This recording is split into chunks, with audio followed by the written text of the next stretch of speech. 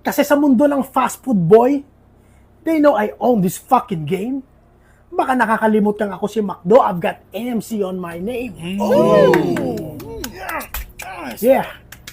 Kaya fuck you ka at lame, pati yung karton mo na baso. Yung lyrics mo, isusuka ko lang parang spaghetti na kinain ni Benny Blanco. Kaya sige, panalo ka na. Sa'yo na yung chicken na juicy at may crunch. Pero nakakatawa na ikaw yung bubuyog na may kuta sa mga sanga. Pero ako tong mas maraming branch. Kasi para lang tong public school versus Harvard. Okay. Bagong dileg sa Haggard. At ito ang pinagkaiba ng cultural authenticity sa international standard. Kasi dyan sa inyo, kung hindi malata ang rice, walang lasa ang fries.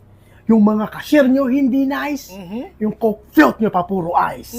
Kaya makinig ka sa aking advice and stop people telling lies na hanggat si McDo ang president, mananatili ka lang na vice.